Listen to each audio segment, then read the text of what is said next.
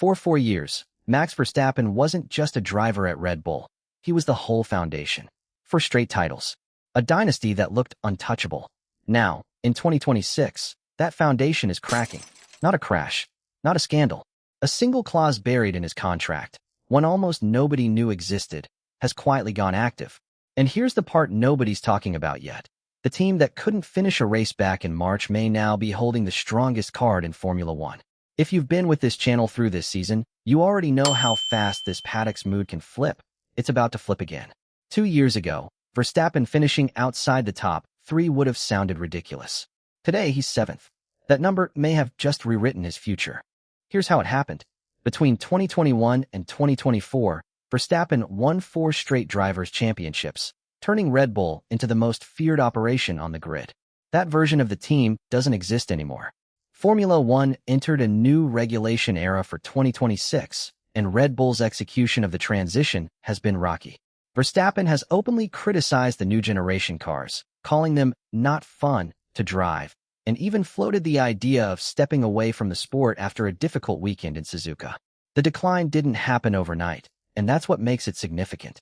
He opened the season with a 6th in a DNF, followed by an 8th in Suzuka, just 12 points through 3 race weekends, a number that would have been unthinkable during the years he routinely lapped the field. By the summer break, nothing had improved. Verstappen sat 7th in the standings, roughly 101 points behind championship leader Kimi Antonelli. Red Bull had slipped to 4th in the constructors' standings, a stunning fall for a team that defined the sport for half a decade. But here's the twist most fans missed. This wasn't just embarrassing. It was contractually catastrophic. Buried inside Verstappen's deal was a clause written for exactly this scenario, and almost nobody outside the paddock knew it existed until this year. His contract runs through 2028. On paper, he's locked in. But according to multiple reports, it contains a performance-based exit clause. If he wasn't inside the top 2 by the summer break, the door opens regardless of years remaining. He missed that mark by a wide margin. This isn't some unusual gimmick, either. Sebastian Vettel activated a break clause to leave Red Bull for Ferrari at the end of 2014, right as Mercedes' hybrid-era dominance ended his run of titles.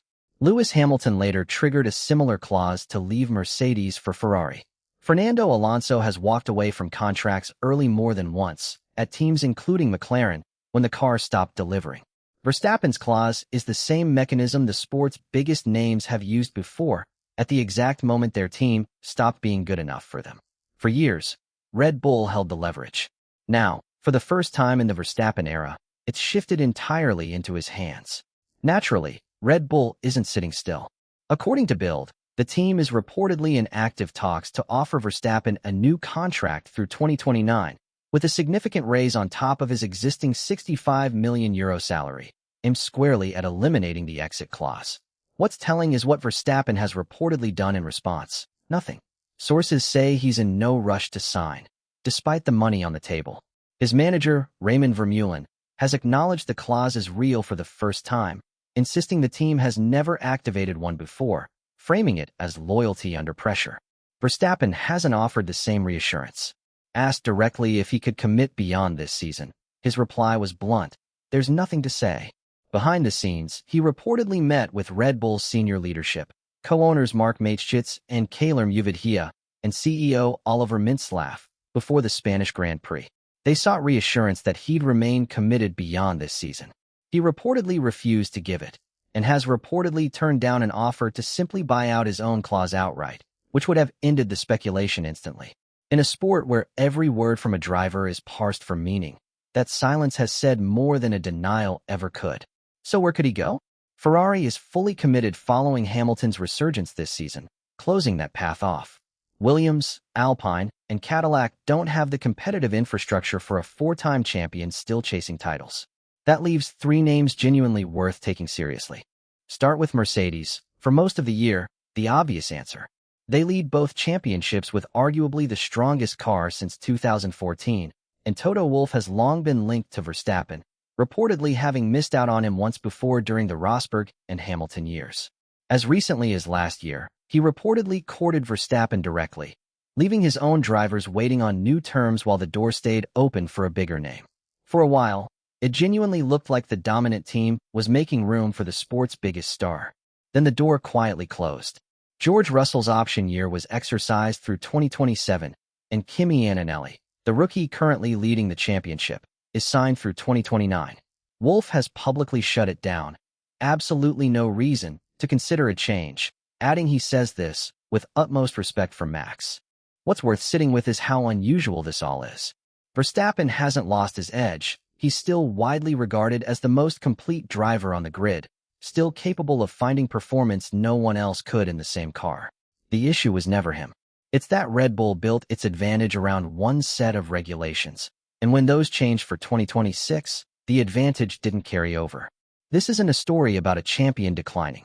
It's a team losing its grip on the driver it needs most, right when he holds the most leverage he's ever had. And this is bigger than one driver. If Verstappen leaves Red Bull, the team needs a rebuild caliber replacement, which reshuffles contract talks across the grid, opening doors for younger drivers waiting in feeder programs and forcing rivals to plan around a well-resourced Red Bull rebuilding rather than fading. If he lands at Aston Martin, it puts Alonso's future, already linked to a possible Alpine return, squarely back in question, and even Stroll's historically protected seat faces new scrutiny inside a genuinely title-focused team. Every seat connects to another seat. This was never just about where Verstappen races next. It's about who ends up controlling the next era of Formula One. So where does this leave things? Confirmed, the exit clause is active. Confirmed, Red Bull is pursuing a new deal to remove it. Confirmed, Mercedes has effectively closed its door through Russell's extension and Antonelli's long-term deal. Everything beyond that, where Verstappen actually goes, and whether he goes at all, remains reporting and analysis, not certainty. Ranking the outcomes from least to most likely, McLaren at the bottom, more rumor than substance. Mercedes, once the favorite, now unlikely given Wolff's commitment to his lineup.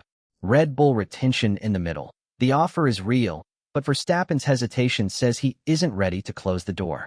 And Aston Martin, once a long shot, now the most credible destination, built on the Newey relationship, Stroll's investment, and real signs of a turnaround. If you want to see how this story develops as more races unfold, this channel will keep tracking it as the reporting comes in. None of this is settled, but for the first time in his career, the driver once permanently tied to Red Bull now holds every card. For nearly a decade, almost every major decision in Formula One has revolved around one driver. The next one might not just decide Verstappen's future. It could decide who dominates the next era of the sport entirely, and whether Red Bull's empire survives the transition intact.